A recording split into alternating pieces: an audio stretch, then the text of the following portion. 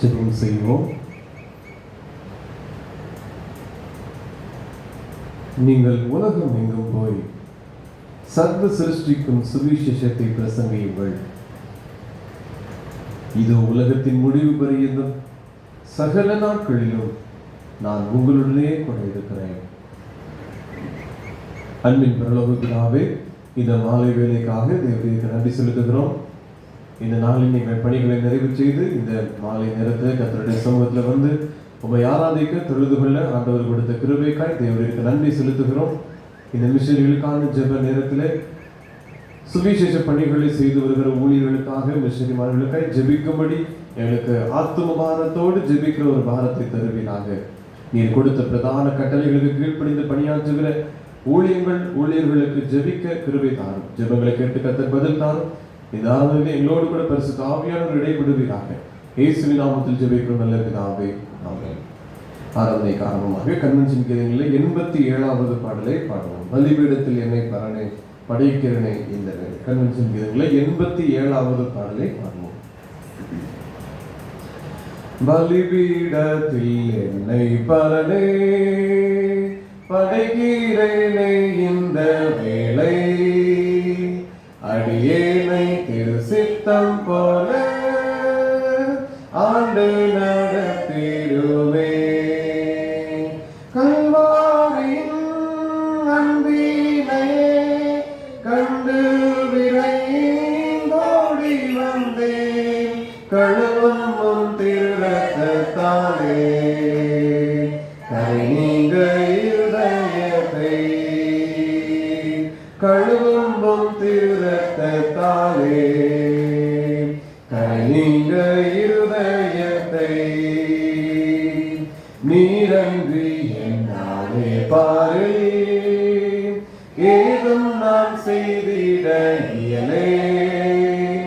சேப்பீரே வழுவாது என்னை காத்துமக்காய் நிறுத்தி. கல்வாரியின் அன்பினை கண்டு விரைந்தோடி வந்தேன். கழுவும் திருரத்தாலே கரை நீங்க இருதயத்தை, கழுவும் திருரத்தாலே கரை நீங்க இருதயத்தை. ஆவியோடு ஆத்மா சரீரம் அன்பரே உமக்கென்றும் ஈந்தே. ஆலயமாக்கியே இப்போ ஆசீர்வதித்தருளும்.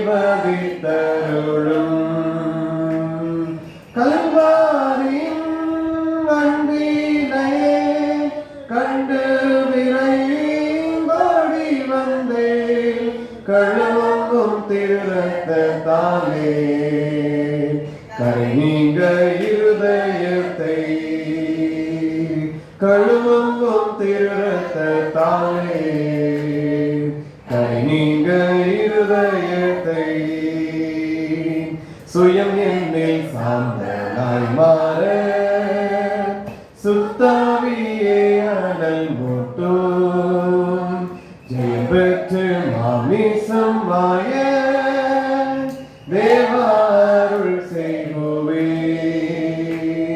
கல்வாரியின் அன்பினை கண்டு விரைந்தோடி வந்தேன்.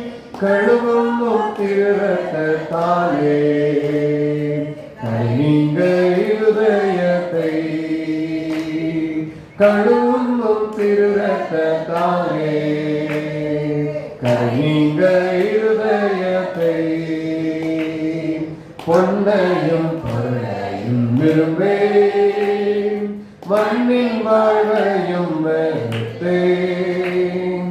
மன்னவன் இயேசுவின் சாயல் இந்நிலத்தில் கண்டதால்.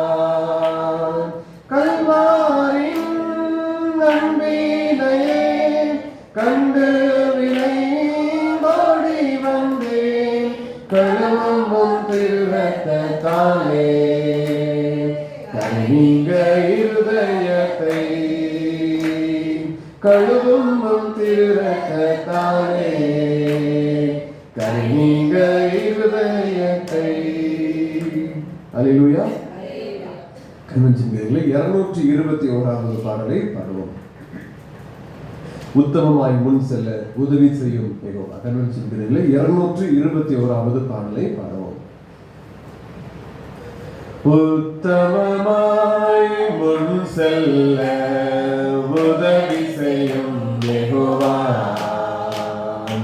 ஊக்கமதை கைவிடாமல் காத்துக்கொள்ள உதவும். ஊக்கமதை கைவிடாமல் காத்துக்கொள்ள உதவும்.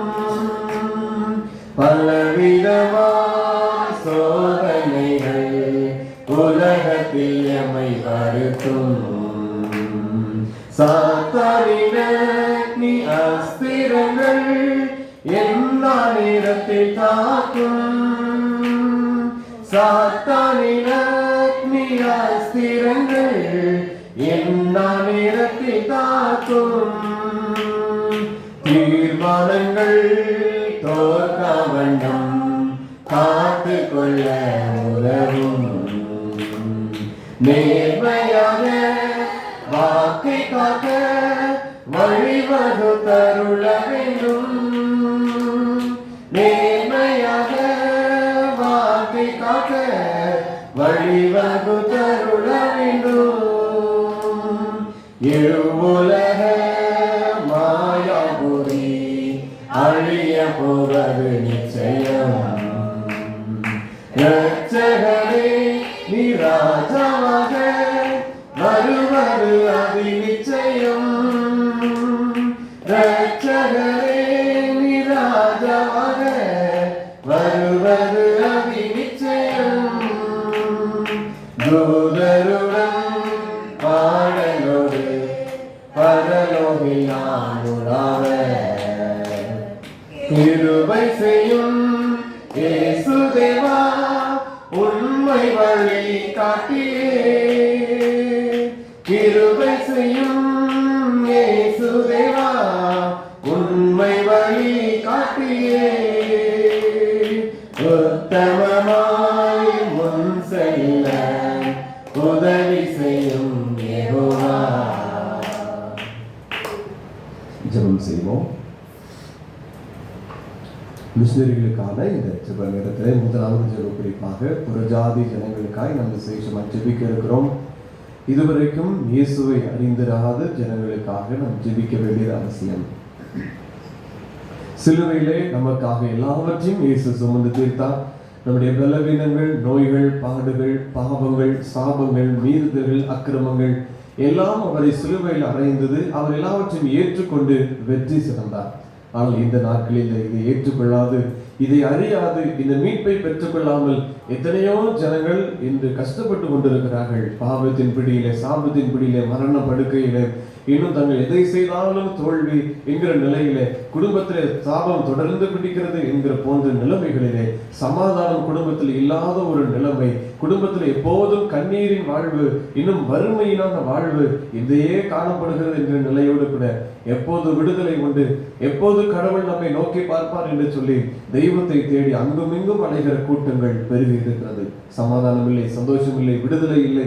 இதற்காக ஏங்கி நிற்கிற கூட்டங்கள் ஏராளம் இருக்கிறது. இந்த கூட்டங்கள் எல்லாம் இன்னும் இயேசுவை அறிந்து கொள்ளவில்லை. இயேசுவை குறித்ததான செய்திகள் இன்னும் அவர்கள் செவிகளுக்குள் செல்லவில்லை, இருதயத்திற்குள் செல்லவில்லை.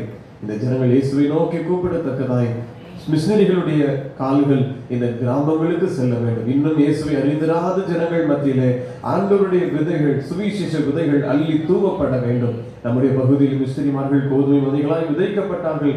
இன்று அவைகள் கனி கொடுத்து கொண்டிருக்கிறது, பலன் கொடுத்து கொண்டிருக்கிறது.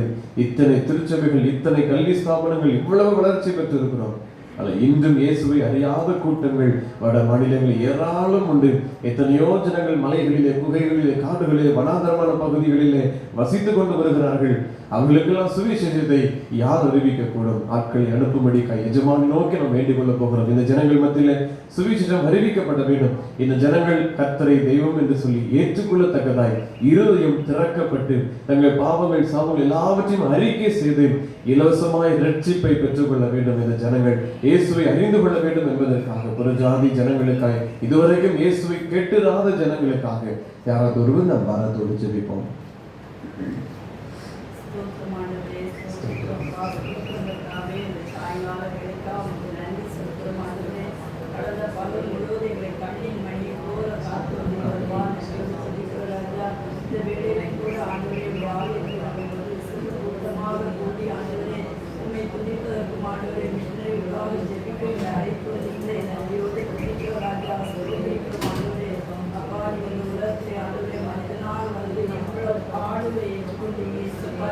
அடிக்கப்பட்டீங்க ஆண்டவரே, நொறுக்கப்பட்டீங்க, புறக்கணிக்கப்பட்டீங்க ஆண்டவரே, அவமதிக்கப்பட்டீங்க சப்பா, துக்கப்பட்டீங்க ஆண்டவரே. எங்களுக்காக எவ்வளவு பாடுகளை ஏற்றுக்கொண்டு ஆண்டவரே சிலுவையில் ஒரு மீட்பை ஏற்படுத்தி வைத்திருக்கீங்க சப்பா.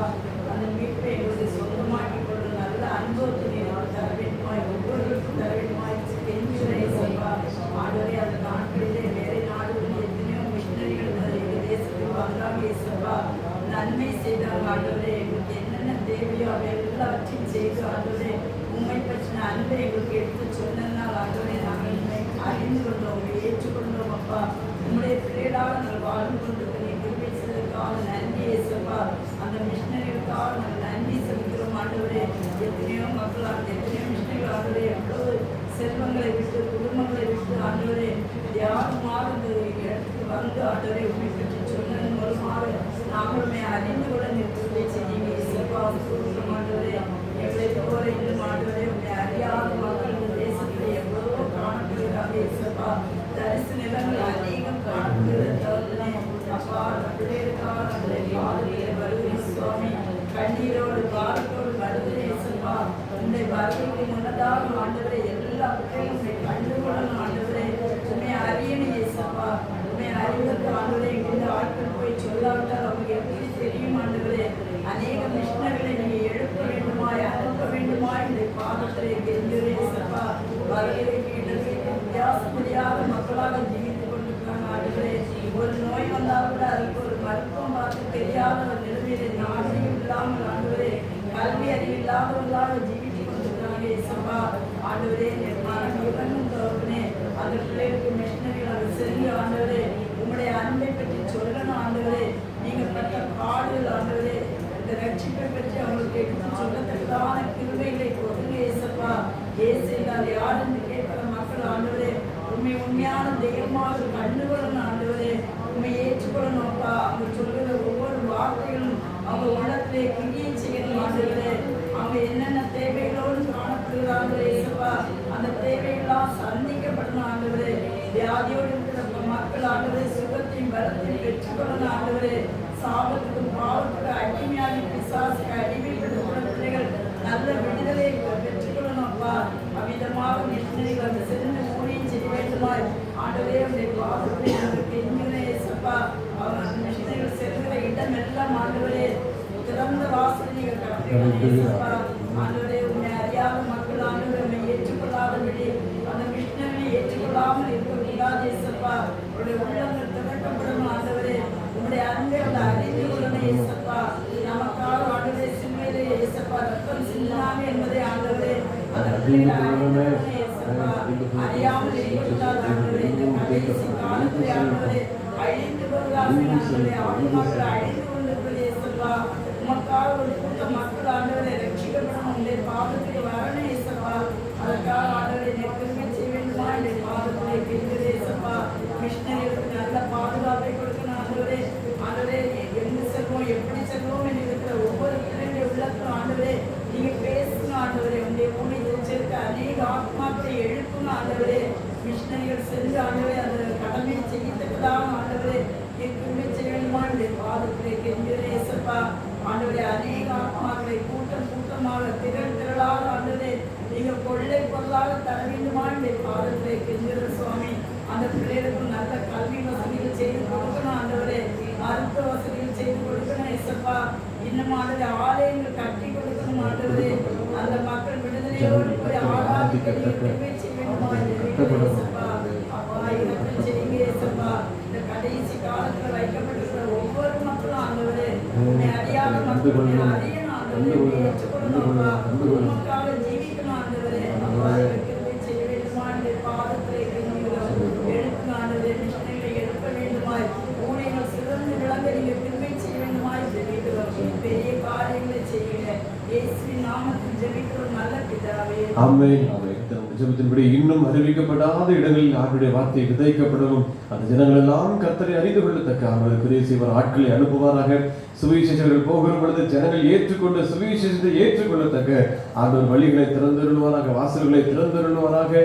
இந்த ஜனங்களுடைய இருதயத்தை திறந்து அவர்கள் இயேசுவை ஏற்றுக்கொள்ளத்தக்கதாய் இந்த வார்த்தைகள் பலன் தர கிரியை செய்ய ஆண்டவர் கிருபை செய்வாராக. தேவனுக்கு மகிமை உண்டாகட்டும். அடுத்த ஜெப குறிப்பாக மிஷனரிமார்களுக்காக ஜெபிக்க போகிறோம். மிஷனரி ஸ்தாபனங்களுக்காக ஜெபிக்க போகிறோம்.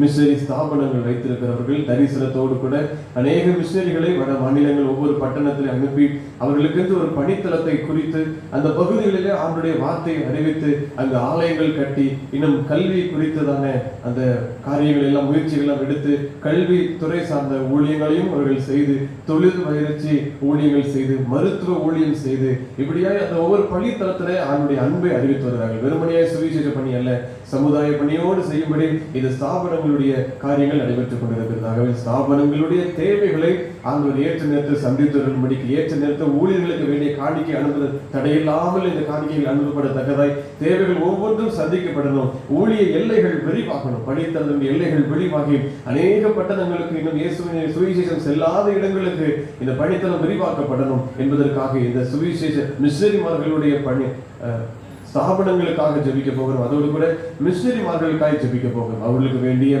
சரீர ரீதியான பலனையும் பாதுகாவலையும் ஆண்டவர் கட்டளையிடும்படிக்காக ஆவிக்குரிய ஆசீர்வாதங்களை கொடுத்து அவர்கள் போகிற இடங்களில் அற்புத அடையாளங்கள் நடக்கணும். யார்களுக்கெல்லாம் ஜெபிக்கிறார்களோ அங்கெல்லாம் சுகம் உண்டாகணும், விடுதலை உண்டாகணும். அதை கண்டு திரள் கூட்ட ஜனங்கள் இயேசு கிரியை செய்தார், மிஷனரி மூலமாய் கர்த்தர் கிரியை செய்கிறார் என்பதை ஜனங்கள் கண்டுகொண்டு கர்த்தர் பக்கமாய் திரும்பத்தக்கதாய் இவர்களுக்கு போகிற இடங்களில் பாதுகாவலையும் கர்த்தர் பலனையும் கொடுத்து அநேக ஆத்துமாக்களை ஆதாயப்படுத்தத்தக்கதாய் வல்லமையினாலும் வரங்களினாலும் ஆண்டவர் ஒவ்வொரு மிஷனரிகளையும் நினைத்து வழி நடத்தும் அடி மிஷனரி ஸ்தாபனங்களுக்காய் மிஷனரிகளுக்காய் யாராவது ஒருவர் ஜெபிப்போம்.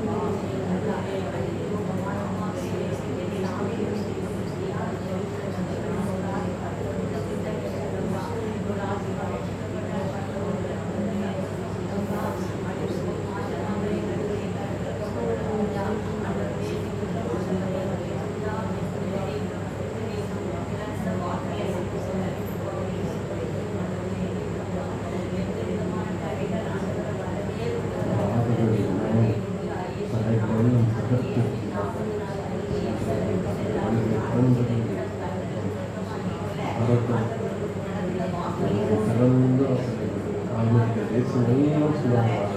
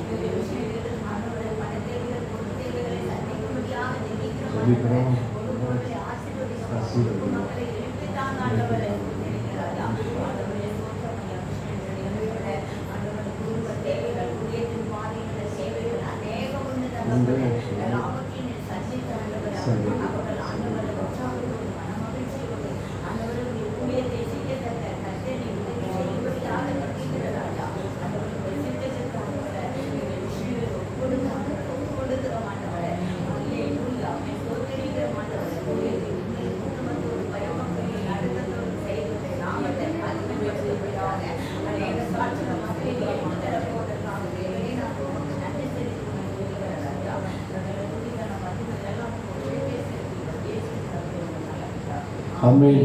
கர்த்தருடைய ஜெபத்தின்படி மிஸ்ஸிய ஊழியர்கள் ஒவ்வொன்றிலும் ஆண்டவர் கிரியை செய்து வல்லமையாய் ஊழியர்களை பயன்படுத்தி அந்தந்த மொழிகளிலே கர்த்தருடைய வார்த்தை பிரசங்கிக்கப்பட்ட ஊழியர்களை ஆண்டவர் எழுப்பி தருவாராக.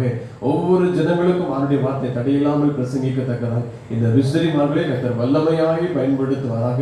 அவர்கள் ஊழியத்தின் மூலமாக அநேக அற்புத அடையாளங்கள் நடந்து கர்த்தரை ஜனங்கள் ஏற்றுக்கொள்ள கண்டுகொள்ள ஆண்டவர் கிரியை செய்வாராக. ஆமென். கடைசியாக சுவிசேஷ ஊழியங்களுக்காக ஜெபிப்போம். சுவிசேஷ ஊழியங்கள் நடைபெறுகிற சிறுவர் ஊழியங்கள், வாலிபர் ஊழியம், சிறைச்சாலை ஊழியங்கள், மருத்துவமனை ஊழியங்கள், இன்னும் ஐடி ஜனங்கள் மத்தியிலே நடைபெறுகிற ஊழியங்கள், வேலை ஸ்தலங்களில் நடைபெறுகிற ஒவ்வொரு பணித்தளத்தின் ஊழியங்கள், கடற்கரை ஜனங்கள், மீனவ ஜனங்கள் மத்தியில் நடைபெறுகிற ஊழியங்கள், பூங்காக்களிலே கூடுகிற கூட்டத்திற்கு மத்தியில் கொடுக்கப்படுகிற அந்த சுவிசேஷ ஊழியங்கள், பகிர்ந்து கொள்ளப்படுகிற ஊழியங்கள், வீடு சந்திப்பு ஊழியங்கள், இப்படி ஒவ்வொரு சுவிசேஷ ஊழியத்திலையும் ஆண்டவருடைய வார்த்தை மெய்யாய் பிரசங்கிக்கப்படணும். ஊழியர்களுடைய நாவை கர்த்தர் பயன்படுத்தி ஆவியானவர் அவர்களுடைய ஆவின் மூலமாய் சில வார்த்தைகளை பேசுகிறதின் மூலமாய் அந்த இருதயங்கள் தொடப்படணும், ஆத்துமாக்கள் சந்திக்கப்படணும், தொடப்படணும். ஏற்ற நேரத்தில் காரியங்கள் அந்த வார்த்தைகள் சொல்லப்படத்தக்கதாய் அழிந்து கொண்டிருக்கிற ஆத்துமாக்களை ஏற்ற நேரத்தில் சுவிசேஷர் மூலமாய் கர்த்தர் சந்திக்கும்படிக்காய் நாம் ஜெபிப்போம். சுவிசேஷர் மூலமாய் விதைக்கப்படுகிற விதைகள் ஒன்றும் வெறுமை அல்ல, 100 மடங்கு பலன் தரணும். அப்படியானது நம் பகுதியில் இருக்கிற எல்லா நம்மளோடு கூட வசிக்கிற எல்லா ஜனங்கள் மத்தியிலையும் இந்த சுவிசேஷ வார்த்தை பிரசங்கிக்கப்பட்டு கொண்டிருக்கிறது. எல்லா இடங்களிலும் அவனுடைய வார்த்தையை ஜனங்கள் ஏற்றுக்கொள்ளத்தக்கதை அவருடைய கிரியை செய்துள்ளபடி சுவிசேஷ ஊழியங்கள் தடையில்லாமல் நடைபெறும்படிக்காகவும் எல்லா ஆத்துமாக்களும் கர்த்தரை கண்டுகொள்ள வேண்டும் என்கிற நோக்கத்தோடு கூட நாம் யாராவது சுவிசேஷ ஊழியங்களுக்காக ஜெபிப்போம்.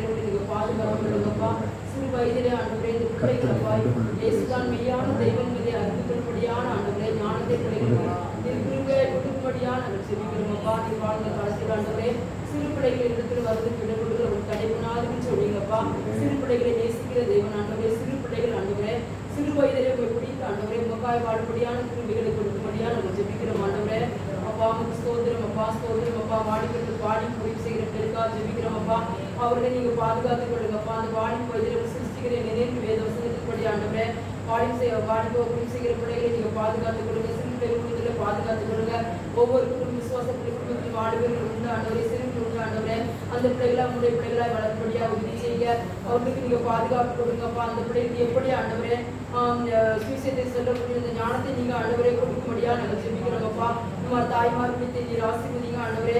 அப்பா கொஞ்சம் பேர் தான் இயேசுவை அறிஞ்சிட்டாங்கப்பா, நிறைய தாய்மார்கள் அறியாம இருக்காங்கப்பா, அவெல்லாம் ரசிக்கப்படும்படியா நாங்கள் ஜெபிக்கிறோமப்பா. ஆண்டவரே ஸ்தோத்திரம் ஆண்டவரே. ரோடுகள்ல ஆண்டவரே, ட்ரெயின்கள்ல சாலையோரங்கள் எல்லாம் பஸ் ஸ்டாண்ட்ல ஆண்டவரை குளிச்சுகிற பிள்ளைகளை சுவிசேஷம் ட்ராக் கொடுக்கும்போது ஆண்டவரே அவர்கள் வாங்கிவிட்டு ஆண்டவரே அதை படித்த ஆண்டவரே இயேசு தான் மெய்யான தெய்வம் என்பதை அவர்கள் அறிந்து கொள்ளும்படியான கிருபைகளை கொடுக்கும்படியான நாங்கள் ஜெபிக்கிறோம் அப்பா. எப்படியாவது சுவிசேஷம் ஆண்டவரே சொல்லப்படுவ எல்லாருக்கும் ஞானமுள்ள இதயத்தை கொடுங்கப்பா. முடிஞ்ச எல்லா தேவனுடைய பிள்ளைகளையும் கனி மணி போல பாதுகாத்து கொள்ளுங்க தகப்பனே. அப்பா பொதுவான இடங்கள்ல ஆண்டவரை முடிஞ்சுகிற அப்பா அந்த பிள்ளைகள் ஊழியக்காரங்களா பாதுகாத்து கொள்ளுங்கப்பா. ஆண்டவரே ஸ்தோத்திரம் அப்பா. திருச்சபைகள்ல முடிஞ்சுகிற ஒவ்வொரு திருச்சபைகளும் இந்த கருத்துல ஒப்பு கொடுக்கிறோம்ப்பா. சிறிய சபை எந்தெந்த ஊழியம் செய்யறாங்களப்பா அழைக்கிறார், இயேசு விடுவிக்கிறார். இன்னுமாய் ஆண்டவரே ஆனந்திஸ்திரா இன்னுமாய் ஆண்டவரே பத்திரிகை ஊழியர்கள், டிவி ஊழியர்கள், அது மூலமாய் ஆண்டவரே ஜனங்கள் எப்படியாவது சொந்த ரசிகராக ஏற்றுக்கொள்ளும்படியான கிருபைகளை கொடுக்கும்படியான அப்பா. எப்படியாவது சுவிசேஷம் சொல்லப்படணும் ஆண்டவரே தகப்பனே. சுவிசேஷத்துக்கு ஒரு திறந்த வாசலை கொடுங்க ஆண்டவரே அப்பா. எந்த பக்கமும் ஆண்டவரே சுவிசேஷத்துக்கு ஆண்டவரே திறந்த வாசலை கொடுக்கும்படியா நாங்கள் செபிக்கிறோம் ஆண்டவரே அப்பா. நமக்கு நன்றி ஆண்டவரே, ஸ்தோத்திரம் ஆண்டவரே. ஊழியம் செய்கிற பிள்ளைகளுக்கு ஆண்டவரே நல்ல போக்கில வரத்திலும் பாதுகாப்பு கொடுங்க ஆண்டவரே. அவருடைய பணத்தைகள் பொருளாதாரத்தை சந்தித்து கொடுக்கும்படியா நாங்கள் ஜெபிக்கிறோம். ஊழியக்காருடைய குடும்பங்களை நீ கண்ணீர் பண்ணி போல பாதுகாத்துக் கொள்ளுங்க. ஆபத்து இருப்பினர்களுக்கு சாபங்களுக்கு விலக்கி பாதுகாத்துக் கொள்ளும்படியா நாங்கள் ஜெபிக்கிறோம் ஆண்டவரே.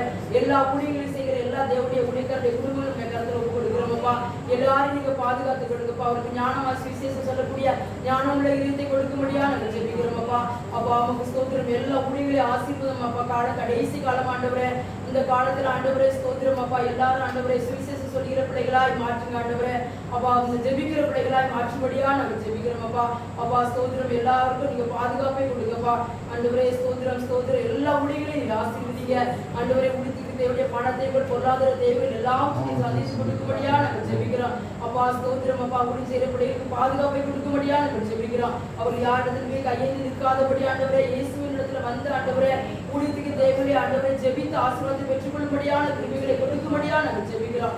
எல்லா ஊழியர்களும் ஆசீர்வதிக்கப்படும்படியா நாங்கள் ஜெபிக்கிறோம். உமக்கு பிரியமாய் ஒவ்வொருத்தரும் ஊழி செய்யப்படியான கிருபைகளை கொடுக்கும்படியா நாங்கள் ஜெபிக்கிறோம். உங்க ஜெபத்தை கேட்டு ஆண்டவரே நீர் அற்புதங்களை செய்ய போற நல்ல கிருபைகளுக்காக நன்றி செலுத்துகிறோம். இயேசு கிறிஸ்துவின் விலையேறப்பட்ட நாமத்தை கொண்டு ஜெபிக்கும் நல்ல பிதாவே. ஆமென் ஆமென். கர்த்தருடைய ஜெபத்தை கேட்டு சுவிசேஷ ஊழியங்கள் தடையில்லாமல் நடைபெறும்படியும் ஒவ்வொரு ஊழியத்திலையும் ஆத்துமாக்கள் திரளாய் கர்த்தரை கண்டுகொள்ள அழிந்து கொண்டிருக்கிற ஆத்துமாக்கள் கர்த்தரை கண்பதற்கதாய் ஆண்டவர் கிரியை செய்திருவாராக.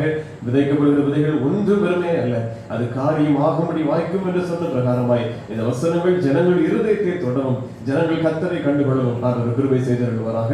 தேவனுக்கு மகிமை உண்டாவதாக. அன்பின் கர்த்தாவே, இந்த ஜெப வேலைக்காய் ஸ்தோத்திரம் ஆண்டவரே. சுவிசேஷ ஊழியங்களுக்காய், மிஷனரிமார்களுடைய ஊழியங்களுக்காய், மிஷனரி ஊழியங்களுக்காக, இன்னும் ஆண்டவரே உண்மை அறியாத ஜனங்கள் மத்தியிலே நடைபெற்று கொண்டிருக்கிற எல்லா சுவிசேஷ ஊழியங்களுக்காக நாங்கள் ஜெபிக்க கிருபை கொடுத்ததற்காக நன்றி செலுத்துகிறோம் ஆண்டவரே. திறந்த வாசலை வைத்திருக்கிற தேவன், உங்களுடைய வார்த்தை எந்த ஜனங்களுக்கும் எங்கும் இருக்கிற ஜனங்களுக்கும் பூமியின் கடைசி பரியந்தமும் உங்களுடைய வார்த்தை சாட்சியாய் பிரசங்கிக்கப்பட்ட கிருபை செய்வீராக.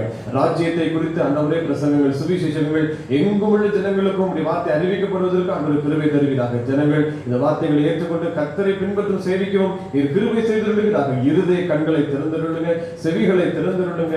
இருதயத்தை ஆண்டவரே அவர்கள் குத்துண்டவர்களாய் கர்த்தரை ஆண்டவரை இனி சேவிக்கவும், தங்கள் பாவமான காரியங்கள் எல்லாவற்றையும் உணர்ந்து அறிக்கை செய்து விட்டு விடவும், தேவனுடைய ராஜ்யத்திற்கு அவர்கள் சேர்க்கப்படவும் ஆண்டவராக கிருபை செய்திருவீராக. பிசாசின் தந்திரங்கள் எல்லாம் ஆண்டவரை நீங்களாக்கி முறியடிக்கப்படுவதாக. ஜனங்களை வஞ்சிக்க வேண்டும் என்று சொல்லி ஆண்டவரை பலவிதமான பாவங்களுக்குள் உட்படுத்தி ஆண்டவரை அறிவில்லாமையினாலே ஜனங்கள் சங்காரமாகிறார்கள் என்று தீர்க்கதரிசி சொன்ன பிரகாரமாய் ஜனங்கள் அழிந்து கொண்டிருக்கிறார்கள். ஒவ்வொரு ஜனங்களுடைய கண்களை திறந்திருவீராக. தாங்கள் என்ன செய்கிறார்கள் என்பதை அறியாது செய்து கொண்டிருக்கிற ஜனங்கள் ஆண்டவரை இந்த ஜனங்களுடைய கண்களை திறந்திருங்க. அதில் நிலைமைகளை உணர்ந்து கர்த்தர் பக்கமாய், உன்னதரின் பணி பக்கமாய் ஆண்டவரை இந்த வழி திரும்பவும் ஆண்டவர் கிருபை செய்திருவீராக. ஜனங்கள் உம்மை கண்டுகளும், உம்மை விசுவாசிக்கவும், பின்பற்றவும், உம்மிடத்திலிருந்து ஆண்டவரை இலவசமாய் ரட்சிப்பை பெற்றுக்கொள்ள ஆண்டவர் கிருபை செய்யுங்க. எங்களுக்காக ஆண்டவரே எங்களை மீட்கும்படியாகவே, இந்த பாவத்தில் சாபத்திலிருந்து எங்களை காக்கும்படியாகவே இந்த உலகத்திற்கு வந்து அடிக்கப்பட்டு சிலுவையிலே ஆண்டவரை ஜீவனை கொடுத்து உயிர்த்து வந்த தேவன் ஆண்டவரே இந்த ஜனங்கள் கண்டுகொள்வதற்கும், இந்த அன்பை ருசி பார்ப்பதற்கும், சுகத்தை பெற்றுக் கொள்வதற்கும், விடுதலை பெற்றுக் கொள்வதற்கும், ரட்சிப்பை பெற்றுக் கொள்வதற்கும் கிருபை தாரும். ஒரு ஆத்மாவையும் கெட்டபோது பிரியமில்லை. எல்லா ஜனங்களுடைய வார்த்தை பிரசங்கிக்கப்படட்டும். ஆண்டவரே வேதாகம மொழிபெயர்ப்பு பணிகள் தடையில்லாமல் நடைபெறவும் ஆண்டவரே எல்லா ஜனங்களுக்கும் எல்லா மொழிகளிலும் இந்த வார்த்தை கிடைப்பதற்கு ஆண்டவர் கிருபை தருவீராக. உமக்கு மகிமை உண்டாகட்டும். எங்கள் ஜெபங்களை கேட்ட கர்த்தர் பதில் தாரும். இயேசுவின் நாமத்தில் ஜெபிக்கிறோம் நல்ல பிதாவே, ஆமென். வாசிக்கும்படியே தெரிந்து கொள்ளப்பட்ட வேத பகுதி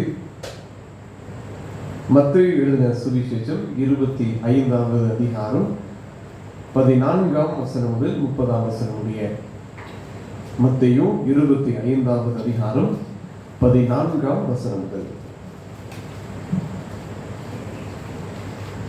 அன்றியும் பரலோக ராஜ்யம் புற தேசத்துக்கு பிரயாணமாய் போகிற ஒரு மனுஷன் தன் ஊழியக்காரரை அழைத்து தன் ஆஸ்திகளை அவர்கள் வசமாய் ஒப்பு கொடுத்தது போல் இருக்கிறது. அவனவனுடைய திறமைக்கு தக்கதாக ஒருவனிடத்தில் 5 தாலந்தும், ஒருவனிடத்தில் 2 தாலந்தும், ஒருவனிடத்தில் 1 தாலந்துமாக கொடுத்து உடனே பிரயாணப்பட்டு போனான். 5 தாலந்தை வாங்கினவன் போய் அவைகளை கொண்டு வியாபாரம் பண்ணி வேறு 5 தாலந்தை சம்பாதித்தான். அப்படியே 2 தாலந்தை வாங்கினவனும் வேறு 2 தாலந்தை சம்பாதித்தான். 1 தாலந்தை வாங்கினவனோ போய் நிலத்தை தோண்டி தன் எஜமானுடைய பணத்தை புதைத்து வைத்தான். வெகு காலமான பின்பு அந்த ஊழியக்காரனுடைய எஜமான் திரும்பி வந்து அவர்களிடத்தில் கணக்கு கேட்டான். அப்பொழுது 5 தாலந்தை வாங்கினவன் வேறு 5 தாலந்தை கொண்டு வந்து, ஆண்டவனே, 5 தாலந்தை என்னிடத்தில் ஒப்புவித்தீரே, அவைகளை கொண்டு இதோ வேறு 5 தாலந்தை சம்பாதித்தேன் என்றான். அவனுடைய எஜமான் அவனை நோக்கி, நல்லது, உத்தமமும் உண்மையுமுள்ள ஊழியக்காரனே, கொஞ்சத்திலே உண்மையாய் இருந்தாய், அநேகத்தின் மேல் உன்னை அதிகாரியாக வைப்பேன், உன் எஜமானுடைய சந்தோஷத்திற்குள் பிரவேசி என்றான். 2 தாலந்தை வாங்கினவனும் வந்து, ஆண்டவரே, 2 தாலந்தை என்னிடத்தில் ஒப்புவித்தீரே, அவைகளை கொண்டு இதோ வேறு 2 தாலந்தை சம்பாதித்தேன் என்றான். அவனுடைய எஜமான் அவனை நோக்கி, நல்லது, உத்தமமும் உண்மையும் உள்ள ஊழியக்காரனே, கொஞ்சத்திலே உண்மையாக இருந்தாய், அநேகத்தின் மேல் உன்னை அதிகாரியாக வைப்பேன், உன் எஜமானுடைய சந்தோஷத்திற்குள் பிரவேசி என்றான். 1 தாலந்தை வாங்கியவன் வந்து, ஆண்டவரே, நீர் விதைக்காத இடத்தில் அறுக்கிறவரும் தெளிக்காத இடத்தில் சேர்க்கிறவருமான கடினமுள்ள மனுஷன் என்று அறிவேன். ஆகையால் நான் பயந்து போய் உமது தாளந்தை நிலத்தில் புதைத்து வைத்தேன், இதோ உம்முடையதை வாங்கிக் கொள்ளும் என்றான்.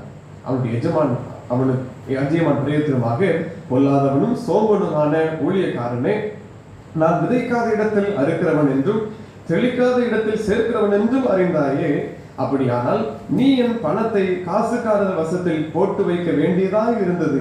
அப்பொழுது நான் வந்து என்னுடையதை வட்டியோடே வாங்கிக் கொள்வேனே என்று சொல்லி அவனிடத்தில் இருக்கிற தாளந்தை எடுத்து 10 தாளந்து உள்ளவனுக்கு கொடுங்கள், உள்ளவன் எவனோ அவனுக்கு கொடுக்கப்படும், பரிபூரணமும் அடைவான். இல்லாதவனிடத்திலிருந்து உள்ளதும் எடுத்துக் கொள்ளப்படும். பிரயோஜனமற்ற ஊழியக்காரனாகி இவனை புறமான இருளிலே தள்ளி போடுங்கள், அங்கே அழுகையும் பற்கடிப்பும் உண்டாயிருக்கும் என்றான். வாசிக்கும் இடத்தில் கொள்ளப்பட்ட வேத பகுதி வாசித்தாயிற்று. அறிவிப்பு: நாளை அதிகாலை 5:30 மணிக்கு பரிசுத்த திருவிருந்து ஆராதனை நடைபெறும். ஆயத்தத்தோடு பங்கு பெற உங்களை அன்போடு நினைவுபடுத்துகிறேன். இந்த நாளிலும் நம் தியானத்திற்காக ஆவிக்குரிய கலைகளிலே நேர்மை இன்மை என்கிற காரியத்தை நாம் தியானிக்க போகிறோம். இந்த நாட்களிலே 28வது தலைப்பிற்குள் நாம் வருகிறோம். 28 காரியங்களை நாம் தியானித்திருக்கிறோம். இந்த நாளிலே நேர்மை இன்மையை குறித்து நாம் தியானிப்போம்.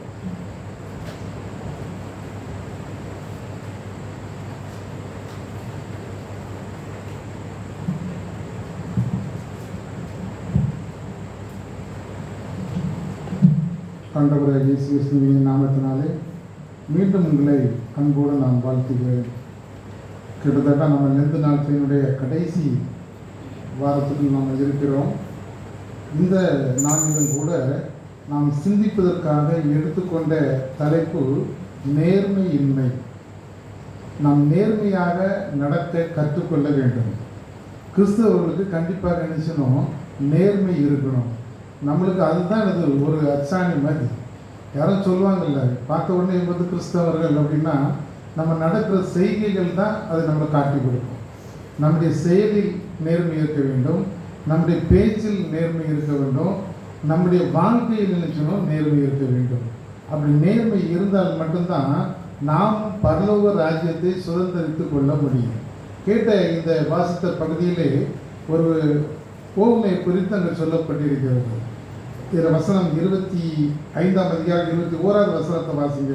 அவனுடைய எஜமான் அவனை நோக்கி, நல்லது, உத்தமமும் உண்மையும் உள்ள ஊழியக்காரனே, கொஞ்சத்திலே உண்மையாயிருந்தாய், அநேகத்தின் மேல் உன்னை அதிகாரியாக வைப்பேன், உன் எஜமானுடைய சந்தோஷத்திற்குள் பிரவேசி என்றார். நேர்மை அல்லது உண்மை என்று சொல்லும்போது ஆண்டவர் நம்மளுக்கு கொடுக்கிறத அந்த காரியத்தை தான் இந்த வசனத்திலே வாசித்தோம். உண்மையும் உத்தமமான ஊழியக்காரன். ஆண்டவர் அப்ப என்ன சொல்றாரு? எஜமானுடைய சந்தோஷத்துக்கு பிரவேசின்னு சொல்றாரு. அப்ப நம்ம நேர்மையாக நடக்கும்போது ஆண்டவருடைய ராஜ்யத்தை நீங்களும் நானும் நிச்சயம் பெற்றுக்கொள்ள முடியும். இந்த சம்பவம் எப்போ நடக்குது அப்படின்னா ஆண்டவருடைய கடைசி நாட்களில் நடைபெற்ற ஒன்று. ஆண்டவருடைய கடைசி நாட்களில் நடைபெற்ற இந்த சம்பவம் இது பரலோக ராஜ்யத்தை மையமாக கொண்டு கூறப்பட்டது. ஆண்டவருடைய ராஜ்யத்திற்கு நாம் பிரவேசிப்பதற்கு அதை மையமாக கொண்டு உவமையாக ஆண்டவர் சொன்ன இந்த ஒரு வார்த்தை. இதற்கு பின்பு இன்னொரு உவமை மட்டும் சொல்லியிருப்பாங்க ஆண்டவர். இந்த வலது புறம் செம்மறியாடுகளையும் வெள்ளாடுகளையும் பிரிக்கிறார் பார்த்தீங்களா, அதான் கடைசியை சொன்ன உவமை. இது அதற்கு முன்னால் சொல்லப்பட்ட ஒரு உவமை. அப்போ ஆண்டவருடைய ராஜ்யத்தை குறித்து மையமாக வைத்து இது சொல்லப்பட்டது. அப்போ நாம் எந்த விஷயத்தில் எங்கு நம்ம தவறுகிறோம் அல்லது எங்கு நாம் நேர்மையாக நடக்க வேண்டும் என்றால், முதலாவது தனிப்பட்ட வாழ்க்கையில் நாம் நேர்மையாக நடக்க வேண்டும். இரண்டாவது நம்முடைய குடும்ப வாழ்க்கையில் நேர்மையாக நடக்க வேண்டும். மூன்றாவது நமது சமுதாய வாழ்வில் நாம் நேர்மையாக நடக்க வேண்டும் என்று ஆண்டவர் நம்மிடம் எதிர்பார்க்கிறார். முதலாவது தனிப்பட்ட வாழ்க்கை என்கும்போது என்னுடைய வாழ்க்கையில் நான் நேர்மையாக இருக்க வேண்டும். எனக்கு தெரியும் எப்போ நான் தவறுகிறேன் அல்லது எப்பொழுது நான் உண்மைக்கு புறம்பாக பேசுகிறேன் என்பது எனக்கு தெரியும். அதில் நான் தவறாதபடி நான் நேர்மையாக நடக்க வேண்டும். ஏனென்றால் ஆண்டவர் சொல்கிறார், நீங்கள் தான் என்னது ஆலயம் சொல்கிறார். 1 கொரிந்தியர் 3ஆம் அதிகாரம் 16-17 வசனங்களை நீங்கள் பார்த்தீங்கன்னா வாசிங்க. 1 கொரிந்தியர் 3:16-17.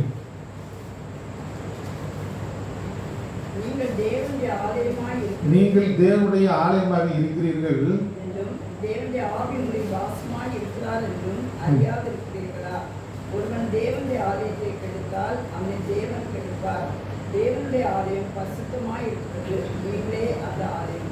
அப்போ நம்முடைய சரீரம் தேவனுடைய ஆலயம். தேவனுடைய ஆலயம் பரிசுத்தமாய் இருக்கிறது. அப்படி என்றால் நான் தனிப்பட்ட வாழ்க்கையில் பரிசுத்தமாக இருக்கிறேனா என்பதை நாம் சோதித்தறிய வேண்டும். ஒருவேளை ஏதோ ஒரு தவறுதலாக இருக்கிறேன், யாருக்குமே தெரியாத நான் செய்தால் ஆண்டவர் அதை பார்த்து கொண்டு இருக்கிறார். அப்போ என் சரீரத்தை நான் பரிசுத்தத்திலிருந்து அசுத்தமாக மாற்றும்போது ஆண்டவர் என் மேலே நினைச்சுவார், கோபப்படுவார். அப்போ நாம் ஆண்டவருடைய ஆலயத்தை நாம் கெடுத்தால் ஆண்டவர் நம்மளை கெடுப்பார். அப்போ நம்ம ரொம்ப கேர்ஃபுல்லாக இருக்கணும். நம் நேர்மையாக நடக்கணும். உண்மையாக இருக்கும்போது நாம் தவற மாட்டோம். ஆனால் நம்ம உண்மையாக இல்லை அப்படின்னா எங்கேயோ ஒரு இடத்துல நம் நேர்மையில் தவறுகிறோம் என்ற அர்த்தம். அப்போ என்னுடைய சரீரத்தை நான் பரிசுத்தமாக வைத்துக் கொள்ள வேண்டும். இரண்டாவது குடும்ப வாழ்க்கை என்று சொன்னேன். குடும்ப வாழ்க்கையில் குடும்ப பிள்ளைகள், மனைவி, கணவன் இவங்களுக்குள்ள நேர்மை இருக்க வேண்டும். எந்த காரியத்தையும் ஒருவருக்கொருவர் பேசி தீர்த்து கொள்ள வேண்டும். சில இடங்கள் நீங்கள் பார்த்துருப்பீங்க, ஒரு தாய் இருந்தாங்கன்னா ஒரு பிள்ளையை ஒரு மாதிரி நேசிப்பாங்க, இன்னொரு பிள்ளையை இன்னொரு விதமாக நேசிப்பாங்க. நம்ம நேற்று சம்பவத்தில் பார்த்தோம் பார்த்தீங்களா, ஈசாக்கு ஏசாவை நேசிக்கிறான், ரெபேக்காள் யாக்கோபை நேசிக்கிறான். அப்போ நம்முடைய குடும்ப வாழ்க்கையில் அப்படி இருக்கக்கூடாது. நிறைய இடங்கள் அப்படி தான் இருக்கும். மூத்த பிள்ளைன்னா ரொம்ப நேசிப்போம், அடுத்தாக்கில் வர வர நேசிப்போம். அப்படி குறைஞ்சி அந்த பிள்ளைங்களுக்குள்ளே நாம் நினைக்கிறோம் ஒரு குறை கொண்டு வாங்குவதற்கு நாம் காரணமாகி விடுகிறோம். நம்ம எல்லாரையும் ஒரே மாதிரி நேசிக்க வேண்டும். அப்போ நம்ம நேர்மையற்றவர்களாக மாறிவிடுவோம். நம்ம அப்படி இல்லை, ஒரு பிள்ளைக்கு அதிக முக்கியத்துவம், இன்னொரு பிள்ளைக்கு அதிக குறைவான முக்கியத்துவம் கொடுத்தா நான் நேர்மையற்ற வாழ்க்கை. ஆனால் குடும்ப வாழ்க்கையில் நான் நேர்மையாக நடந்து கொள்வதற்கு கற்றுக்கொள்ள வேண்டும். மூன்றாவது பார்த்தீங்கன்னா சமுதாய வாழ்க்கை. ஆண்டவர் நம்மளுக்குன்னு ஒரு வேலை கொடுத்துருக்காருன்னா அந்த வேலை ஸ்தலத்தில் நான் நேர்மையாக நடக்க வேண்டும்.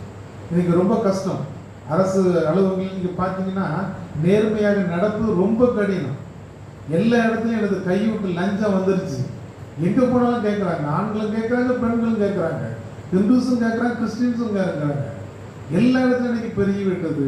ஆண்டவர் என்ன சொல்கிறார், நாம் செய்யக்கூடிய பணியில் ஆண்டவர் நம்மளுக்குன்னு கொடுத்துருக்க அந்த பணியில் நேர்மை உள்ளவர்களாக நான் நடக்க வேண்டும்.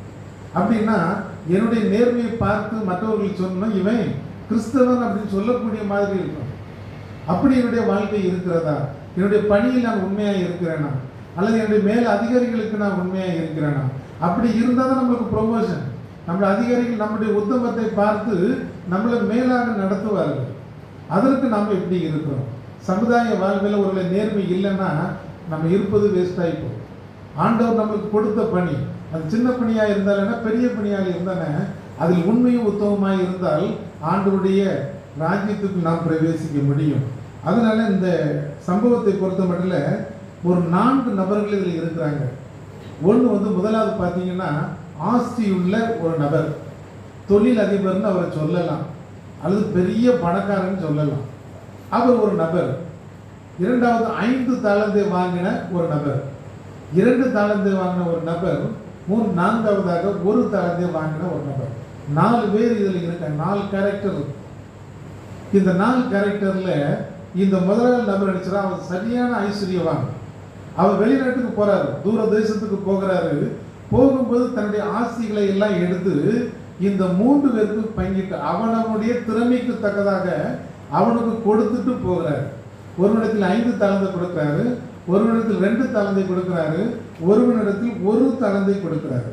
அவனுடைய திறமை எப்படி இருக்கோ அந்த திறமைக்கு ஏற்றாற் போல் கொடுக்கிறார். வசனம் வாசிங்க, 14வது வசனத்தில் வாசிங்க. பரலோக ராஜ்யம் பிரதேசத்துக்கு பிரயாணமாய் போக ஒரு மனுஷன் தன் ஊழியக்காரரை அழைத்து தன் ஆஸ்திகளை அவர்கள் வசமாய் ஒப்புக் கொடுத்தது போல் இருக்கிறது. போதும், தன் ஆஸ்திகளை எல்லாம் நான் பங்கு வச்சு கொடுக்கிறான். இந்த தாளந்து அப்படின்னு நம்ம சொல்லும்போது ஏதோ ஒரு சின்னது அப்படின்னு நம்ம நினைக்கிற மாதிரி தெரியும்.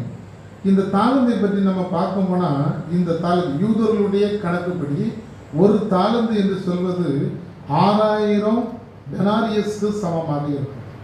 இது வளைகுடா நாடுகளிலே பயன்படுத்தக்கூடிய ஒரு பணத்தினுடைய பெயர் டெனாரியஸ் சொல்றது. இப்போ அது கொஞ்சம் மாறி தினார் அப்படின்னு இருக்குது. அப்போ ஒரு தாளந்து ஈக்குவல் டு 6000 டெனாரியஸ். யூதர்களில் வேலைக்கு போனீங்கன்னா ஒரு நாளைக்கு சம்பளம் 1 டெனாரியஸ்ன்னு கொடுப்பாங்க. அப்போ 6000 நாள் வேலைக்கு போனால் தான் இது கிடைக்கும், 1 தாளந்து கிடைக்கும். அப்போ 6000 நாட்கள் வேலை செய்யறதுன்னா கிட்டத்தட்ட 20 ஆண்டுகள் வேலை செஞ்சுருக்கணும். அவ்வளோ பெரிய ஒரு பணம். அந்த பணத்தை தான், அந்த தாளந்து தான் இவன் கையில் கொடுக்கிறாரு. நம்ம இந்திய கணக்குப்படி நம்ம பார்த்தோன்னா ஒரு தாளந்து என்பது 30 லட்சத்துக்கு சமம். இன்றைய கணக்குப்படி அது 30 லட்சத்துக்கு சமம். அப்போ 5 தாளத்துக்கு 5 15 1 கோடியே 50 லட்சம் அவங்க கையில் கொடுத்துருக்கு. நம்ம அதெல்லாம் தாளத்துக்கு ஏதோ எளிதான ஒன்றுன்னு நினைச்சிடக்கூடாது, இது பயங்கரமான அமௌண்ட் உள்ள ஒன்று. அப்போ இதுதான் அவர் கொடுக்குறாரு. நம்ம சம்பாத்தியத்தெல்லாம் அவங்ககிட்ட கொடுத்துட்டு போகிறாரு. ஆனால் நீண்ட நாளுக்கு பிறகு அவர் வர்றாரு, வந்து 3 பேரையும் கூட்டு கணக்கு கேட்குறாரு. பொதுவாக பார்த்தீங்கன்னாக்கி அந்த முதல் நபர் சொல்கிறான் வேறு 5 தாளந்துகளை சம்பாதித்தேன்னு சொல்கிறான். அப்போ டபுள் ஆயிடுச்சு. 5 தாளந்து கொடுத்தது 10ஆ மாறி போச்சு. நம்ம பேங்க்கில் கொண்டு ரூபாயை கொண்டு போட்டோம்னா ஒரு 1000 ரூபாய் கொண்டு போட்டோம்னா அது 10 வருடங்களுக்கு மேல் போனால் தான் 2000 ரூபாயாக மாறும். அதே போல் அப்போ இந்த தாளந்தை சம்பாதித்தவனும் 10 ஆண்டுகளுக்கு பிறகுதான் வந்து அவர் கணக்கு கேட்கிறார். அதுவரை இவன் சம்பாத்தியம் பண்ணிக்கிட்டு தான் இருந்தான். கடினமான உழைப்பு, அந்த உழைப்பின் மூலமாக தான் வேறு 5 தாளந்துகளை அவன் உருவாக்க முடிந்தது. அப்போ நாமளும் நினைச்சிடும், நம்ம கடினமாக உழைக்கும் போது தான் நம்ம பணத்தை சேகரிக்க முடியும். ஏனோ தானு வச்சுருந்தோம்னா அதை சேகரிக்கவே முடியாது. அதனால் கிட்டத்தட்ட 5லிருந்து 10 ஆண்டுகளுக்கு பிறகுதான் அந்த ஐஸ்வர்யவான் அல்லது ஆஸ்திகாரன் வந்து இந்த கணக்குகளை கேட்கிறான். ஆண்டவர் இன்றும் நம்மகிட்ட கணக்குகளை கேட்பார். நம்ம ஒருவேளை கடைசி காலத்தில் வந்திருக்கோம்னா ஆண்டவர் நம்மகிட்ட அநேக கணக்குகளை கேட்பார். நம்மகிட்ட சில வேண்டியது கழிக்க வேண்டியது இருக்கும், சிலவைகளை கூட்ட வேண்டியது இருக்கும், சிலவைகளை நாம் பெருக்க வேண்டியது இருக்கும். நம்முடைய பாவங்கள் கூட்டணுமோ கழிக்கணுமோ பெருக்கணும், கழிக்கப்பட வேண்டும். நல்ல காரியங்கள் ப்ளஸ் ஆகிட்டே போகணும். ஆண்டவருக்காக நம்ம செய்கிற ஊழியங்கள் மல்டிப்ளை ஆகிட்டே போகணும்.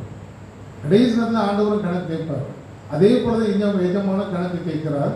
கணக்கு கேட்கும்போது முதல்ல நபர் வந்து என்ன சொல்கிறான், நான் வேறு 5 தாளந்துகளை சம்பாதித்தேன்னு சொல்கிறதுனால அவனை குறித்து வசனம் சொல்லுகிறது, நல்லது உத்தம உண்மையான ஊழியக்காரனே, கொஞ்சத்திலே உண்மையாக இருந்தாய் அநேக சொல்லி கடைசியில் சொல்ற என்னுடைய சந்தோஷத்துக்கு நீ பிரவேசி. அப்படின்னா பரலோக ராஜ்யத்தில் நீ பிரவேசின்னு அங்கே சொல்றார். 2வது ஊழியக்காரன் அப்படியே தான் வரான், அவனுக்கு அதே சொல்றாரு. 23வது வசனத்தில் பாருங்க, அவனுடைய எஜமான் அவனை நோக்கி, நல்லது உத்தமமும் உண்மையும் உள்ள ஊழியக்காரனே, கொஞ்சத்திலே உண்மையாக இருந்தாய், அநேகத்தின் மேல் உன்னை அதிகாரியாக வைப்பேன், உன் எஜமானுடைய சந்தோஷத்துக்கு பிரவேசி என்றான். அவனும் நிஜரான். 2வது நபரும் ஆண்டவருடைய சண்டை அவனுடைய மகிமைக்குள் பிரவேசிக்கிறான். இங்க 3வது ஒரு நபர், அவருக்கு நல்ல பேர் வச்சிருக்கு பாருங்க, பொல்லாதவன் சோம்பேறி, ஒரு வேலையும் செய்யாத நபர். அப்போ அவன்கிட்ட கணக்கு கேட்கும்போது அவன் சொல்றான், நீர் எனக்கு தெளிக்காத இடத்தில் அறுக்கிறவரும் விதைக்காத இடத்துல அறுக்கிறவன், தெளிக்காத இடத்துல சேர்க்கிறவரும் என்று கண்டு பயந்து போய் அவன் சொல்ற வார்த்தைகளை பாருங்க, கடினமான மனுஷன் அப்படின்னு இவனே சொல்றான். அவன் 2 பேரும் எதுவுமே சொல்லல, 2 தாழ்ந்து நாங்க சம்பாதிச்சிருக்கணும் கொடுத்தாச்சு. இவன் பேசுறான் பாருங்க, சோம்பேறி அனுப்பிச்சுவான், பேசிக்கிட்டே இருப்பான். அவரை குறித்து சொல்றான். அதனால நான் பயந்து என்ன பண்ணேன், அந்த தாளந்தே நான் நிலத்திலே வச்சுட்டேன்னு சொல்றேன். அதுக்கு அவர் பல சொல்ல, நான் கடினம் இல்ல மனுஷன் நீ கண்டார்ல அப்படின்னா நீ என்ன செஞ்சிருக்கணும், பேங்க்ல கொண்டு நீ போட்டிருக்கணும். நான் 10 வருஷம் கழிச்சு வந்திருக்கேன், ஒரு தாளந்து எப்படியா இருந்திருக்கும், 2 தாளந்து அது வட்டியோட மாறி இருக்குமே, நான் அதை வட்டியோட பெற்று கொண்டிருப்பேனே அப்படின்னு அவர் திட்டுகிறார். ஏன்னா பணத்தினுடைய மதிப்பு நாளுக்கு நாள் குறைந்து கொண்டே வருகிறது. ஒரு வருஷத்துல ஒரு 1 லட்சம் இருந்ததுன்னா 6% அதனுடைய மதிப்பு குறைந்து விடும். அப்படின்னா அடுத்த வருஷம் அது 94,000 தான் இருக்கும், 1 லட்சம் இருக்காது. அப்படி வருஷத்துக்கு வருஷம் அந்த பணத்தினுடைய மதிப்பு குறைஞ்சிக்கிட்டே வரும், விலை கூடிக்கிட்டே போகும். அதனால தான் அப்படி சொல்றாரு, நீ பேசாம நினைச்சிருக்கணும், பேங்க்ல கொண்டு போட்டிருந்தா நான் அதை வட்டியோடு பெற்று இருப்பேனே அப்படின்னு சொல்லிட்டு அவனுக்கு பேர் சொல்றாரு, பொல்லாத மனுஷன் இவன் சோம்பேறி. 27வது வசனத்துல பாருங்க, அப்படியானால் நீ என் பணத்தை காசுக்காரர் வசத்தில் போட்டு வைக்க வேண்டியதா இருந்தது, அப்பொழுது நான் வந்து என்னுடைய வட்டியோட வாங்கிக் கொள்வேனே. இப்போது வட்டியோட வாங்கிக் கொள்வேன்னு சொல்றான். இந்த பொல்லாத மனுஷன், இந்த சோம்பேறி சொல்றான், அதிகமாக பேசுகிறான். மற்ற 2 பேரும் எதுவும் பேசல, கரெக்டா உழைச்சான், கடினமான உழைப்பு. ஆனா இவன் உழைக்காம நினைச்சான், பேசுறான், அதிகமாக பேசுகிறான். சிலருக்கு நம்ம பணத்தை கொடுத்தோம்னா சிலவங்க இருக்கிற பணத்தெல்லாம் அப்படியே செலவழிச்சுவாங்க, சிலவங்க என்ன செய்வாங்க சேமித்து வைப்பாங்க, இன்னும் சிலர் இருப்பாங்க அதை பெருக்க நினைப்பாங்க. ஒரு பிசினஸ் ஏதோ ஒன்று பண்ணி பணத்தை மேலும் உருவாக்கணும்னு நினைப்பாங்க. ஆனா இந்த சோம்பேறி என்ன செஞ்சுட்டான், ஒண்ணுமே செய்யல, அது செலவும் பண்ணல, அப்படியே கொண்டு போய் ஒழிச்சு வச்சுட்டான். இப்ப எடுத்து முதலாளிகிட்ட கொடுக்குறான். அதனால அவனை பார்த்து ஆண்டவர் முதலாளி சொல்றாரு, இவனை எங்க கொண்டு போடுங்க, இருளில் கொண்டு போடுங்கன்னு போட்டுச்சு. அவனுக்கு அதான் தண்டனை. அப்போ நீங்களும் நானும் நேர்மை இல்லாதவர்களாக இருந்தால் நம்மளுக்கும் அதே நிலைமையிடும். ஆண்டவர் பரலோக ராஜ்யத்திலிருந்து உட்கார்ந்து நியாய தீர்ப்பு நாளிலேயே ஆண்டவருடைய சந்தோஷத்துக்கு நாம் பிரவேசிக்க வேண்டும் என்றால் நாம் நேர்மையானவர்களாக இருக்க வேண்டும். இல்லாத நேரத்தில் அப்படி இல்லை என்றால் கண்டிப்பாக நாம் நினைச்சுவோம், அந்த பரலோக ராஜ்யத்தை இழந்தவர்களாக காணப்படுவோம். இதிலிருந்து 3 விதமான காரியங்களை நாம் அறிந்து கொள்ள முடிகிறது. முதலாவது, நம்முடைய பணியில் உண்மையாக இருக்க வேண்டும். எனக்கு என்ன பணி கொடுத்துருக்கோ அந்த பணியில் நான் உண்மையாக இருக்க வேண்டும். ஆதாம் ஏவாளை பாருங்க, ஏதேன் தோட்டத்தை கொடுத்து அதை பண்படுத்துங்கள்னு ஆண்டவர் சொன்னார். அவனுக்கு வேலை தான், அதுல உண்மையாக இருக்க வேண்டும். அப்ப நம்மளுக்கு என்ன பணி கொடுக்கப்பட்டிருக்கிறதோ அதில் நாம் உண்மையாக இருக்க வேண்டும். இரண்டாவது பாருங்க, நாம் நேர்மையானவர்களாக இருக்க வேண்டும். நேர்மை பற்றி படிக்கிறோம். நான் நேர்மையாக நடந்தால் நேர்மையின்மை என்னை விட்டு நினைச்சுக்கிறோம் அகன்று போய்விடும். எந்த காரியத்தில் செய்தாலும் சரி, பேசினாலும் சரி, என்னுடைய செயலில் நான் நேர்மையுள்ளவர்களாக காணப்பட வேண்டும். மூன்றாவது, நமக்கு திறமைக்கு தக்கதாக தான் கொடுக்கப்படும். இந்த எஜமான் அதான் செஞ்சார். அவனுடைய திறமைக்கு தக்கதாக தான் 5, 2, 1 தாளந்தை பிரித்து கொடுத்தாரு. அப்ப நான் எப்படி திறமை இருக்கிறனோ ஆண்டவர் எனக்கு ஏற்றார் போல் தான் பணிகளை கொடுப்பார். நான் ஒருவேளை ஊழியம் செய்கிறவனாக இருந்தால் அதற்கேற்ற பணி எனக்கு கொடுக்கப்படும். நான் என்ன செய்கிறேனோ அதுதான் எனக்கு. அப்போ அதில் நான் என்ன நினைச்சிருவோம், என் திறமைக்கு ஏற்றார் போல் ஆண்டவர் எனக்கு என்ன கொடுக்குறாரோ அதில் நான் என்ன செய்யணும், நேர்மையாக இருக்க கற்றுக்கொள்ள. கடைசி ஒரு வசனம், நீதிமொழிகள் 22:29 பாருங்க.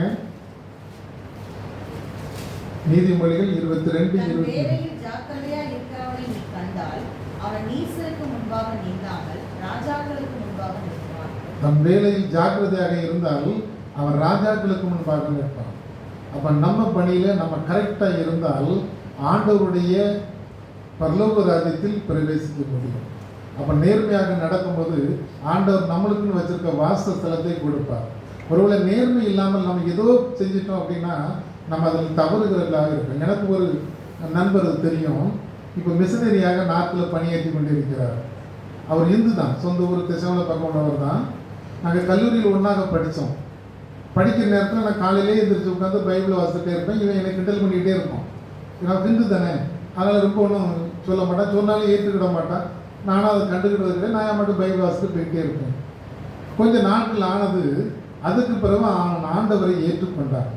ஏற்றுக்கொண்டு ஜெம்ஸ் போன்ற ஊழியங்கள்லாம் பணியாக்கி கடைசியாக ஆண்டவருடைய அழைப்பு அவனுக்கு நார்த்துக்கு போயிருந்தோம். கடைசி போய் ஒருவரும் அறிவிக்கக்கூடாத இடத்துல நீக்கி அனுப்பிச்சணும், சுவிசேஷத்தை சொல்லுன்னு அனுப்பிட்டாங்க. சென்னையிலேருந்து அவனுடைய 2 பிள்ளைகள், மனைவி, 4 பேருமாக இங்கேருந்து கல்கத்தாவுக்கு பயணமாகி கொண்டிருக்கிறார்கள். ஒரு நாள் நைட்டு ட்ரெயின் ஓடிச்சு, அடுத்த நாள் பகல் ஓடிட்டு, அடுத்த நாள் நைட்டும் ஓடுது. முதலாவது ஒய்ஃபு கேட்டாங்களாம், நம்ம எங்கே போகிறோம் அப்படின்னு சொல்லிட்டு. அவர் சொன்னார், எனக்கு தெரியல, ஆண்டவர் என்னை எங்கே கொண்டு போகிறாரோ நம்ம அங்கே போவோம், அங்கே ஆண்டவர் நம்மளே வழி நடத்துவார்னு சொல்லிட்டு கல்கத்தா ஸ்டேஷனில் இறங்கியிருக்காங்க. வீடு எதுவும் கிடையாது, எங்கே போகிறதுனே தெரியாது. பிள்ளைகளையும் கூட்டிட்டு அப்படியே ஸ்டேஷன் பக்கம் வெளியே வந்த உடனே ஒருத்தர் பதாகையை வைத்து கொண்டு இருந்தாராம், வெல்கம் பாஸ்டர் மதுரம் அப்படின்னு சொன்னார். இவர் அசந்துட்டார். ஆண்டவரை இந்து மதத்திலிருந்து ஏற்றுக்கொண்டவர் ஊழியத்துக்காக போகிறார். ஆனால் அவர் ஆண்டவர் என்னை இப்படி சொல்லியிருக்காங்க, வேலை விட்டுருக்காரு அப்படின்னு சொல்லிட்டு அவரை போய் பார்த்து, நான் தான் பாஸ்டர் மதுரம் அப்படின்னு இருக்காரு. சரி வாங்க அப்படின்னு அவர் கூப்பிட்டு போய் ஒரு வீட்டில் தங்க வைத்தார். வாடகை வீடு ஒன்று எடுத்து ரெடியாக வச்சுருந்துருக்காரு. இந்த நிகழ்ச்சி எப்படி நடந்திருக்குன்னா, சென்னையில் உள்ள ஒரு பாஸ்டர் அந்த பாஸ்டருக்கு ஃபோன் பண்ணி, இப்படி ஒரு பாஸ்டர் வந்துட்டு இருக்கார், மதுரம் ஒரு பேர், அவருக்கு எதுவும் அங்கே தெரியாது, நீ என்ன செஞ்சிரு, ஒரு இடத்த மட்டும் அவருக்கு ஆயத்தப்படுத்தி கொடுத்துட்டு நாளைக்கு ஞாயிற்றுக்கிழமை செய்திக்கு ஒரு இடத்த அரேஞ்ச் பண்ணி கொடுத்துட்டு நீ பேர், அவர் பார்த்து கொள்வார் அப்படின்னு சொல்லிட்டு போயிட்டார்.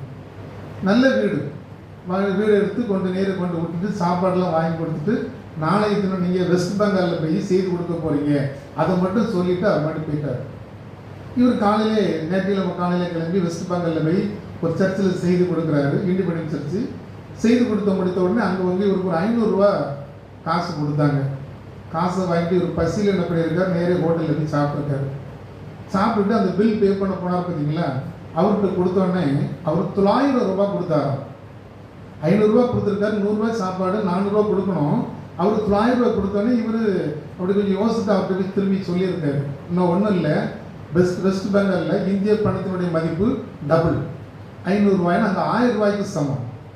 அப்போ இவருக்கு ரொம்ப சந்தோஷம், ஆண்டவர் இப்படியே நம்மளை வழி நடத்துகிறான்னு சொல்லிட்டு வீட்டுக்கு வந்து அந்த பிறகு அந்த பக்கங்களில் என்ன செஞ்சார், ஊழியர்களை செய்து கொண்டு இருக்கிறார். என்ன அங்கே தான் இருக்கு. அப்போ அவர் என்ன சொன்னார்னா, நான் அவர்கிட்ட கேட்டேன், எப்படி ஆண்டவரை ஏற்றுக்கொண்டாயிடணும். 2 காரியங்கள் சொன்னோம். ஒன்று, பேங்க்ல அக்கௌண்ட் இல்லாத ஒரு ஆண்டவர் அவர் மட்டும்தான். பாக்கி எல்லாருக்கும் அக்கௌண்ட் வச்சுருக்காங்க, ஆண்டவருக்கு மட்டும் இல்லை, பேங்க்ல அக்கௌண்ட்டே இல்லை. அதனால அவரை நான் ஏற்றுக்கொண்டேன். சரி, எப்படி படிக்க ஆரம்பிச்சான்னு கேட்டேன். நான் ஒரு காலத்தில் கிண்டல் பண்ணல, பைபிள் வாசிட்டு இருக்கும்போது அது என் நினைவு ஆண்டர் கொண்டு வந்தார். இப்போ நான் அதிகாலையில் நினைச்சிறேன், நியமித்து நானும் பைபிள் வாசிட்டு இருக்கேன் அப்படின்னு சொன்னேன். ஸோ ஒரு ஹிந்து சகோதரன் கிறிஸ்தவராக மாறி இப்பொழுது நார்த்தில் என்ன செய்கிறார், ஆண்டவரை பற்றி சொல்லுகிறார். அவருடைய பசங்க இங்கே தான் டோனாவூரில் தான் படித்தான். மூத்த பையன் படித்து இப்போ டிகிரி முடித்து நார்த்துக்கு போயிட்டான். 2வது பையன் வந்து இங்கே டோனாவூர் சந்தோஷ் வித்யாலயம் தான் இன்னும் படிச்சுக்கிட்டு இருக்கான். அந்த மாதிரி ஆண்டவர் அவனை நடத்துகிறார். ஒரு ஊழியத்துக்கு பணத்தை அர்ப்பணித்த நபர், ஒரு இந்து சகோதரர். ஆனால் என்னச்சுன்னா, ஆண்டவர் அவரை எடுத்து பயன்படுத்தி கொண்டு இருக்கிறார். இன்னைக்கு சில ஊழியம் செய்கிறார். அதே போல தான் நமக்கு என்ன பணி கொடுக்கப்பட்டு இருக்கிறதோ அந்த பணியில் இருந்து நாம் விலகக்கூடாது. ஆண்டவர் அதில் நடத்துவார். நம் நேர்மையாக இருக்கும்போது இன்னும் ஆண்டவர் நம்மளுக்கு நினைச்சுவார், பல நன்மைகளை தருவார். அப்போ ஆண்டவருடைய ராஜ்யத்தை நாம் பெற்றுக்கொள்வதற்காக நாம் நேர்மை உள்ளவர்களாக பேசி நேர்மையான காரியங்களை செய்யும்போது ஆண்டவர் நம்மளுக்கு அந்த பாக்கியத்தை கொடுப்பார். அப்படிப்பட்ட கிருபைகளை தெய்வம் தான் நம்மளுக்கு தந்தரில் வராது. ஆமென்.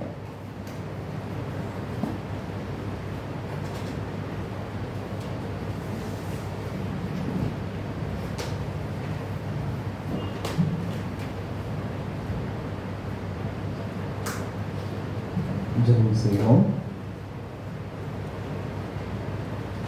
அன்பின் கர்த்தாவே, இந்த நாளிலும் நாங்கள் தியானித்த பிரகாரமாய் நேர்மை எங்களுக்குள் காணப்பட வேண்டும் என்று ஆண்டவர் விரும்புகிறேன்.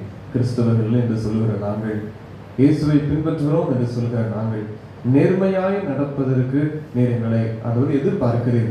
ஆனால் நேர்மையற்ற தன்மை எங்களுக்குள் அநேக வேளைகளிலே காணப்படுகிறது. குடும்ப வாழ்விலே, தனிப்பட்ட வாழ்விலே, சமுதாய வாழ்விலே, ஆண்டவரே அநேக வேளைகளிலே நாங்கள் நேர்மை தவறுகிறோம். அநேக சூழ்நிலை காரணமாய் நேர்மை தவறுகிறோம். அப்படி இராதபடி நாங்கள் எப்போதும் கர்த்தரை பற்றுகிற பயத்தோடு கூட வாழ்வதற்கு கிருபை செய்வீராக. எங்களுக்கு கொடுக்கப்பட்ட காரியத்திலே நாங்கள் அந்த உண்மையாய் செயலாற்ற, நேர்மையாய் செயலாற்ற எங்கள் ஒவ்வொருவருக்கும் உதவி செய்வீராக. எங்களுக்கு என்னென்ன பணி கொடுத்திருக்கிறீரோ, வீட்டின் காரியங்களா இருக்கலாம், பணி ஸ்தலத்தின் காரியமா இருக்கலாம், எதுவானாலும் சரி, எங்களுக்கு கொடுக்கப்பட்டிருக்கிற எங்களுடைய காரியங்களிலே நாங்கள் உண்மையாய் வாழ கர்த்தர் கிருபை செய்வீராக. நேர்மையாய் நடக்க எங்களுக்கு உதவி செய்யுங்க. நேர்மையற்ற காரியங்களுக்கு ஒருபோதும் நாங்கள் இசைந்து போகாதவர்கள், ஆண்டவரே உண்மையை மாத்திரம் செய்வதற்கு எங்களுக்கு கிருபை செய்கிறவர்களாக ஆண்டவரே திறமைக்கு தக்கதாய் கொடுத்திருக்கிறீர். ஆகவே கர்த்தரை மீது நாங்கள் கோபப்படாதபடி எங்கள் திறமைக்கு ஏற்றபடி கொடுத்திருக்கிற காரியத்திலே கர்த்தர் கணக்கு கேட்பீர் என்கிற எண்ணத்தோடு கூட உண்மையாய் நடக்கவும், நியாய தீர்ப்பு நாளிலே அதற்கேற்ற ஆண்டவரே நன்மைகளை நாங்கள் பெற்றுக் கொள்வதற்கும் தேவ ராஜ்யத்திற்கு நாங்கள் பங்காளிகளை மாறவும் உதவி செய்வீராக. நேர்மையாய் நடந்த ஆண்டவரே 5 தாளந்தை பெற்றவனுக்கும் 2 தாளந்தை பெற்றவனுக்கும் ஆண்டவரே நீ சொல்லப்பட்ட காரியம் உண்மையும் உத்தமமுள்ள ஊழியக்காரனே, கொஞ்சத்தில் உண்மையாயிருந்தால் அநேகத்தின் மேல் உன்னை அதிகாரியை வைப்பேன் என்று சொல்லி எஜமானுடைய சந்தோஷத்திற்குள் பிரவேசிக்க அவனுக்கு கிருபை கிடைத்தது. அதே போல எங்கள் எஜமானாகிய உம்முடைய ராஜ்யத்திற்குள் பிரவேசிக்க எங்களுக்கு உதவி செய்யுங்க. உடைய ராஜ்யத்தை விட்டு நாங்கள் ஒரு நாளும் ஆண்டவரை பின் சென்று விடக்கூடாது. அதற்கு தடையாக இருக்கக்கூடிய நேர்மையற்ற தன்மைகளை எங்களிடம் எடுத்து போடுங்க. பரிசுத்த வாழ்க்கையை நாங்கள் தரித்துக் கொண்டு எங்களுக்கு உதவி செய்வீராக. எங்களை உன்னதமான தேவனுடைய கரங்களை ஒப்புக் கொடுக்கிறோம். தொடர்ந்து நாங்கள் ஜெபிக்கிறோம். எங்கள் ஜெபங்களை கேட்டு ஆண்டவரே ஆத்தும அறுவடைகளின் உறுதியாய் எங்கள் பகுதியிலையும் எங்கள் தேசத்திலேயும் தந்துருவீராக. நேர்மையாய் நாங்கள் வாழ்ந்து சாட்சி உள்ள வாழ்க்கையை வாழவும் அதன் மூலமாய் அநேக ஜனங்கள் உண்மை ஏற்றுக்கொள்வதற்கும் அவர் கிருபை தாரும். இயேசு கிறிஸ்துவின் நாமத்தில் ஜெபிக்கிறோம் நல்ல பிதாவே. நம்முடைய கர்த்தராகிய இயேசு கிறிஸ்துவினுடைய கிருபையும் பிதாவாகிய தேவனுடைய அன்பும் பரிசுத்த ஆவியானவருடைய ஐக்கியம் நம் அனைவரோடும் கூட எப்போதைக்கும் இருப்பதாக. ஆமென். துதி கனம் மகிமையுமக்கே ஓ எல்லாமுமே, ஓ எல்லாமுமே. துதி கனம் மகிமையுமக்கே ஓ நீரே ராஜாவே. அல்லேலூயா ஸ்தோத்ரம் ஸ்தோத்ரம் ஸ்தோத்ரம் மிக ஸ்தோத்ரம் ஸ்தோத்ரம் ஸ்தோத்ரம் ஓ நீரே ராஜாவே.